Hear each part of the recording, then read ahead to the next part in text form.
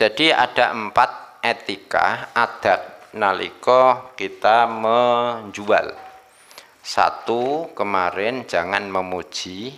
Nomor 2, menunjukkan kalau ada cacat. Yang ketiga ini jangan menyembunyikan ukuran sama sekali. Ukuran harus jelas. Ukuran itu macam-macam. Ukuran ngukur barang dagangan itu ada yang caranya ditimbang, berarti bobot ditimbang. Ada yang volume, berarti ditaker, gitu ya. Ada yang panjang, berarti dimeteri. Nah, masing-masing tidak boleh disamarkan, disembunyikan ukuran yang sesungguhnya. Kalau naker, kata Allah, cilakalah orang mutaffifin. Mutaffifin itu siapa? Alladzina idzaktalu 'alan nasi yastaufun. Kalau kita menerima takaran dari orang lain, kita nuntut supaya full, itu angetlah, bobot, itu ya. Yastaufun, kita nuntut supaya dimantepi bobot takerane. Tapi sebaliknya, ketika dia menakarkan untuk orang lain, dia suka mengurangi.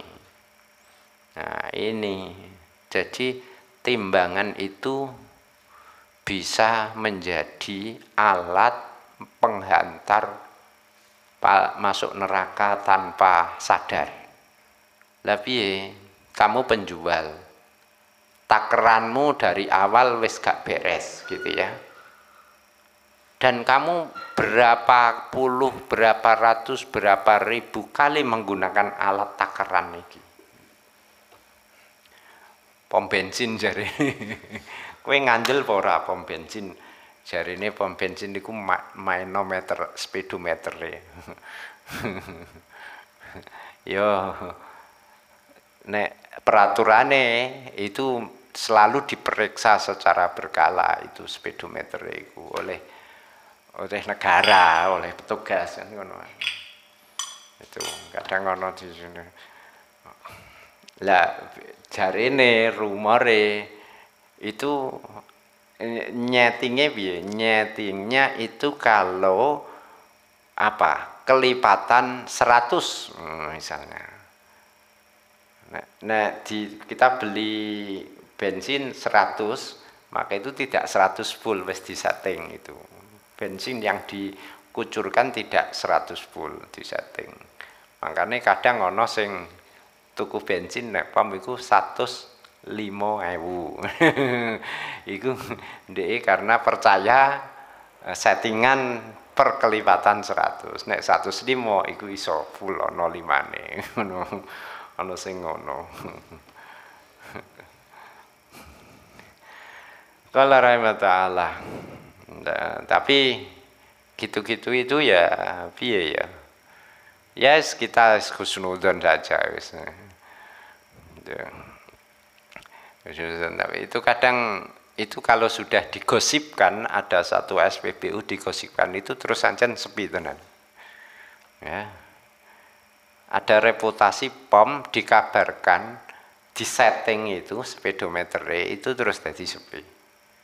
Tapi nek terus sebaliknya dikabarkan satu SPBU itu api, speedometernya jujur, itu objektif, itu terus lari sirakan. Mulakno aja gumun ana pom rame banget, ana pom sepi padahal tempatnya strategis. Ya karena ada rumor seperti itu. Wes, jadi mutaffifin sampai ana surat jenenge apa? Mutaffifin itu karena ini Allah ingin menegaskan kalau naker atau nimbang untuk kita minta ditakerkan, ditimbangkan, itu jangan nuntut full. Sebaliknya kalau kita menakar untuk orang lain jangan mengurangi. Itu wail itu. Nah, supaya terhindar piye cara Imam Ghazali? ketika naker untuk orang lain kita lebihi, kita matengi. Sebaliknya kalau minta ditakerkan orang lain, ya minta dikurangi. Soalnya ngepasno al adlu al hakikiyu itu angel. Qallama yutasawwar, langka itu bisa presisi cara polisi. Presisi itu persis guys. Lah piye carane? Ya bidzuhuri ziyadah. Itu. Kalau nakerkan orang lain ditambahkan, kalau untuk minta ditakerkan dikurangi. Soalnya karena kita selalu nuntut minta dipenuhi, itu biasanya kita nuntut itu nanti nuntutnya iso kebablasan, melebihi hak kita. Kata ulama, saya tidak akan membeli neraka gitu ya, hanya karena satu butir biji saja. Makanya kalau saya beli begitu butirannya saya kembalikan separuh butiran.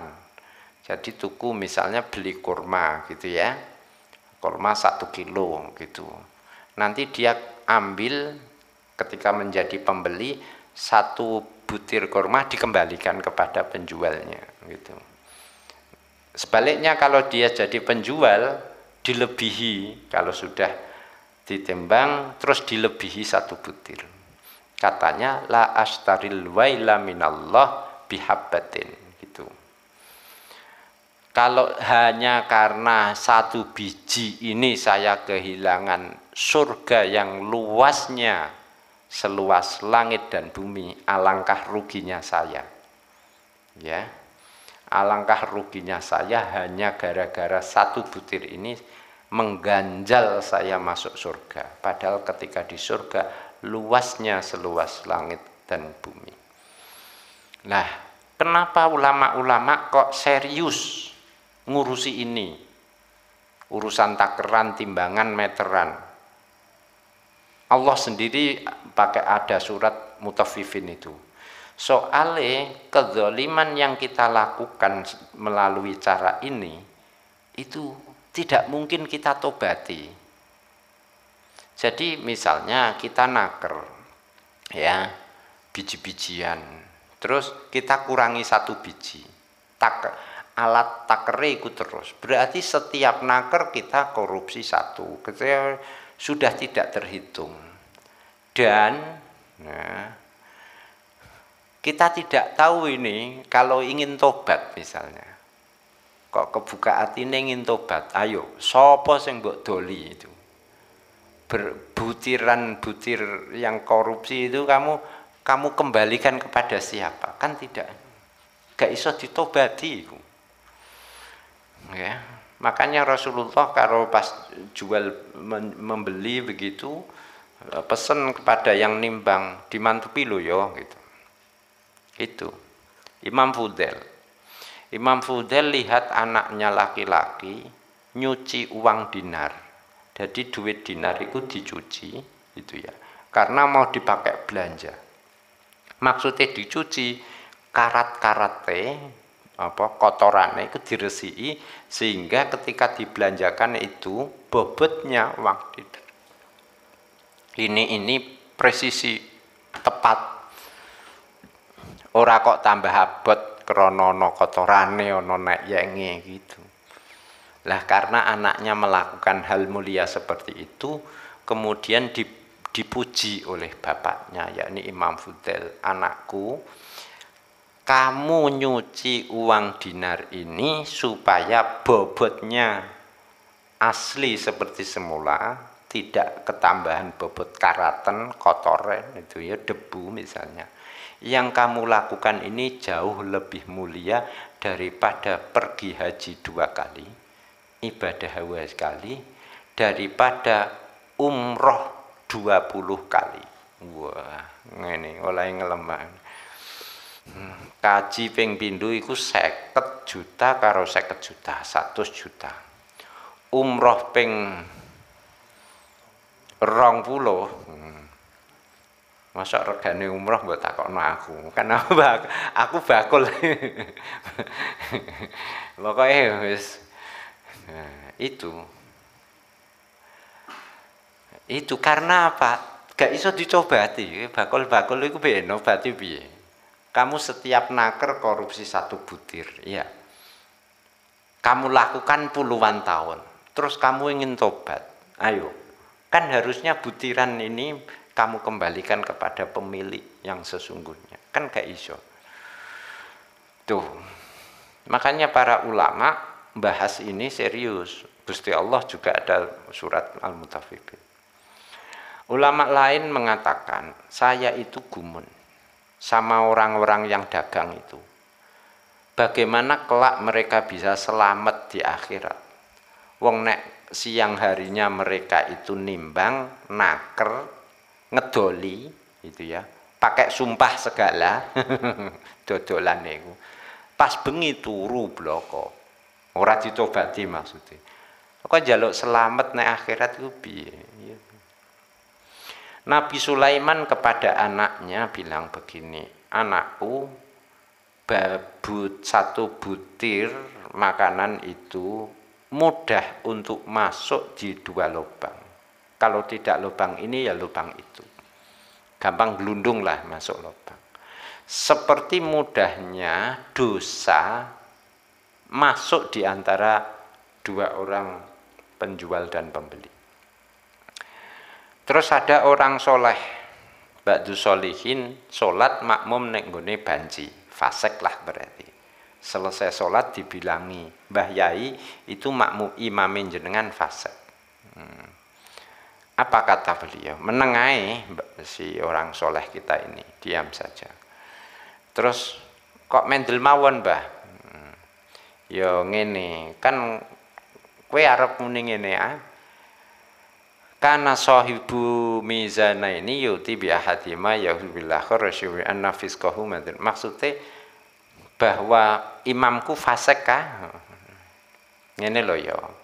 Fasik DE melalui tindakan tahnis itu mukhannis, banci itu urusan dia sama Allah. Tapi urusan muamalah yo gak entuk dolim. Kantor zalim, lebih berat kezaliman.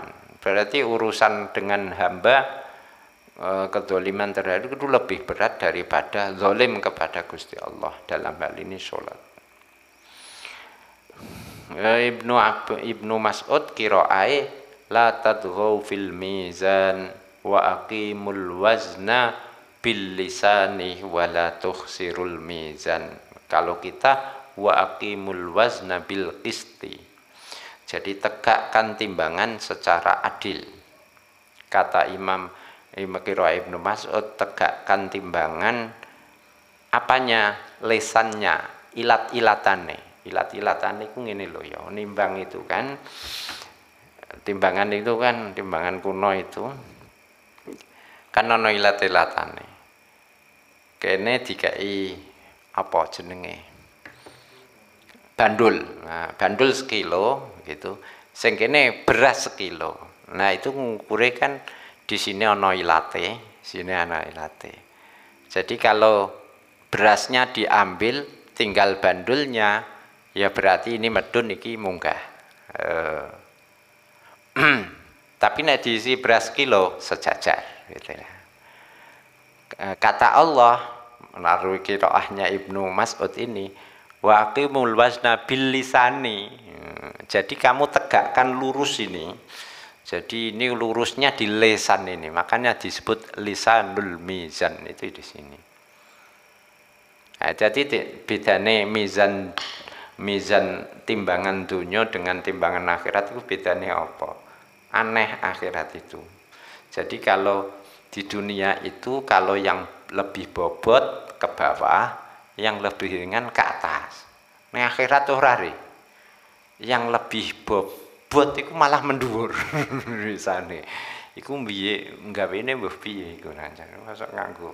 Mbah teknologine mbah teknologi akhirat iku jenenge. Yes. Lisan bil jumlah sing kepada fi kalimaten. Jadi berbuat adil kepada orang lain itu tidak hanya pas jual beli seperti ini, semua urusan, termasuk ketika kita berkata, mengucapkan kata-kata itu ya, itu juga harus bil qisti. Nah, harome barang yang ditimbang ini bukan barangnya yang ditimbang. Jadi ora harome beras ini, tapi modus yang dilakukan untuk tidak adil itu loh. Jadi semuanya ini berarti adil berlaku tidak hanya timbangan jual beli saja, tapi juga timbangan setiap manusia. Kata Imam Ghazali, kullu mukallafin sahibu mawazin, setiap kita itu punya timbangannya sendiri, menimbang ucapannya, menimbang perbuatannya, menimbang bisikan hatinya itu ya. Nah, itu kalau kita nyimpang dari lurus itu ya fa'in ya celaka fal wailu kan begitu. Tapi yo angel, hanya yang maksum saja yang bisa betul-betul timbangan seluruh kehidupannya ini bisa adil. Ya kaya wat sirotol mustaqim itu itu wat sirotol mustaqim dideskripsikan, digambarkan lebih lembut daripada sehelai rambut dan lebih tajam daripada pedang. Berarti wong nek nguwat iku sigar langsung awake. Nguwat nek dhuwure pedang. Itu ya awake sigar itu. Nah, tapi namanya sudah rasanya kalau tidak maksum itu jangan berharap bisa lurus. Lah, nek gak iso piye? Yo berusaha, karena namanya menyimpang itu juga marotib, level-levelan. Nyimpang mah doh apa sithik. Jadi sirotol mustaqim itu kita mau menyimpang berapa derajat? Yo nek 45 derajat ya rono, berarti yang mlebune neraka suwi gitu. Kalau menyimpangnya hanya sedikit, nanti di nerakanya juga sebentar. Sampai ada orang yang di sini digambarkan layak